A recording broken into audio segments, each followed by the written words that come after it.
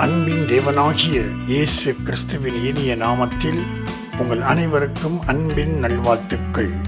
இந்த நாளிலும் கர்த்தரின் மா மேதைகள் என்ற தலைப்பில் நாம் தியானிப்போம்.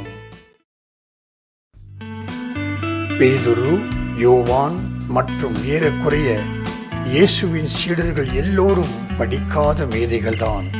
ஆம், இவர்கள்தான் கர்த்தரின் மா மேதைகள். மருத்துவர்கள் நோய்களை கேட்டிருந்து அலசி ஆராய்ந்து அதற்கு தேவையான மருந்துகளை கொடுப்பார்கள். ஆனால் இந்த படிக்காத மா மேதைகள் இயேசுவோடு இருந்ததினால் படிக்காத மா மேதைகளாய் இயேசுவின் நாமத்தை உச்சரித்தே நோய்களை சுகமாக்குவார்கள், பேய்களை ஓட ஓட விரட்டுவார்கள்.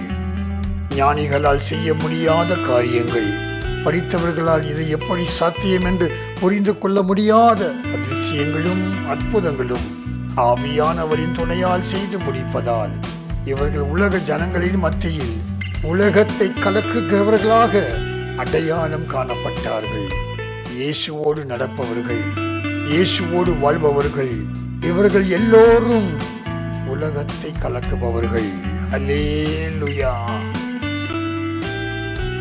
12 ஆண்டுகள் இரத்த போக்கினால் வாதைக்குள்ளான ஒரு பெரும்பாலுள்ள ஸ்திரீ தன்னுடைய சொத்துக்கள் எல்லாம் செலவழித்தும் சொஸ்தமாகாமல் இயேசுவின் வஸ்திரத்தை தொட்டு குணமானாள் என்று வாசிக்கிறோம்.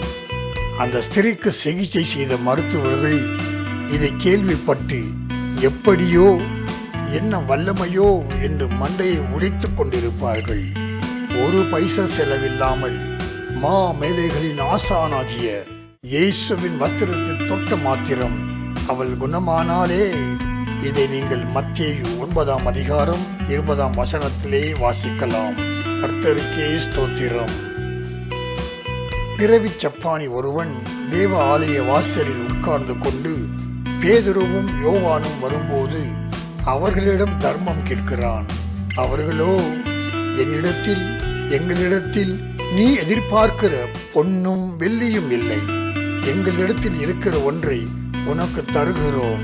நசரனாகிய இயேசுவின் நாமத்தினாலே நீ எழுந்து நட என்று சொல்லி அவன் கையை பிடித்து தூக்கிவிட அவன் துள்ளி குதித்து எழுந்து ஆலயத்திற்குள் ஓடினான் என்று வாசிக்கிறோம்.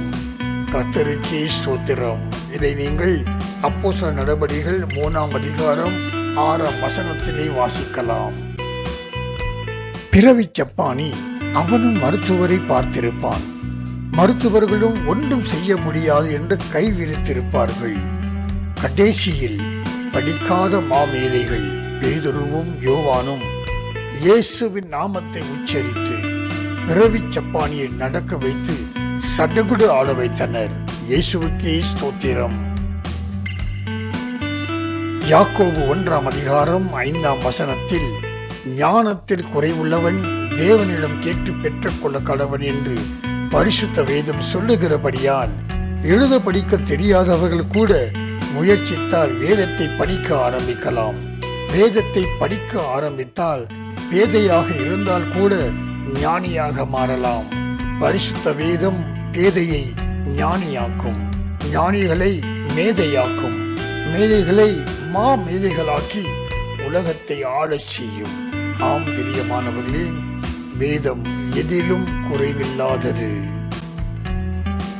பேதுருவும் யோவானும் சுவிசேஷத்தை பிரசங்கித்துக் கொண்டிருக்கையில் அவர்கள் பேசுகிற காரியத்தை கண்டும், அவர்கள் பேசுகிற தைரியத்தை கண்டும், அவர்கள் பேசுகிற தொனியை கண்டும் இவர்கள் படிப்பறிவு இல்லாதவர்கள் என்றும் பேதமை உள்ளவர்கள் என்றும் அவர்கள் அறிந்தபடியினால் ஜனங்கள் ஆச்சரியப்பட்டு இவர்கள் இயேசுவோடு இருந்தவர்கள் என்று அறிந்து கொண்டார்கள். இயேசுவுக்கே ஸ்தோத்திரம். இதை நீங்கள் அப்போஸ்தலர் நடபடிகள் 4ஆம் அதிகாரம் 12 மற்றும் 13ஆம் வசனங்களில் வாசிக்கலாம். பிரியமானவர்களே, இயேசுவோடு இருப்பவர்கள்தான் எப்போதும் நம்பர் 1. இயேசு உங்களை தேடி வந்தாலும் அற்புதம்தான், நீங்கள் அவரை தேடி போனாலும் அற்புதம்தான். இயேசு எழுந்து வா என்பார், சரீரம் உயிர் பெறும். பாடையை தொடுவார், சரீரம் உயிர் பெறும். புயலை கடிந்து கொள்வார், அது அமைதியாகும். பேதுரு நிழல் பட்டும் சுகவீனம் சுகமாகும். பவுலின் கைத்துணியும் சுகவீனத்தை சுகமாக்கும் இயேசுவுக்கே ஸ்தோத்திரம். ஜனங்கள் பேசிக்கொண்டதை பாருங்கள்.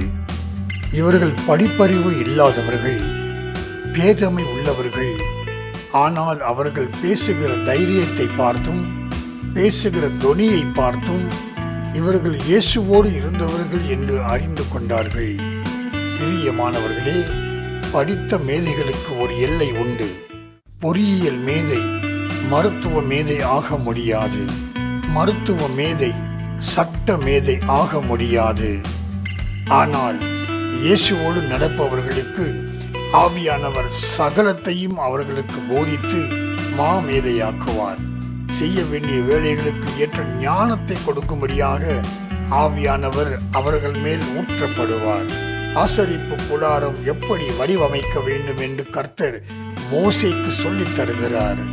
ஒரு சிவில் பொறியியல் மற்றும் ஆர்கிடெக்ட் படித்த மேதைகள் கூட செய்யக்கூடாதபடி ஆசரிப்பு கூடாரம் உருவாக்கியவர்களை தேவன் ஆவியால் நிரப்பினார் என்று யாத்திரையாகமம் 31 அதிகாரம் 1 முதல் 5 வசனங்களை வாசித்து நாம் தெரிந்து கொள்ளலாம்.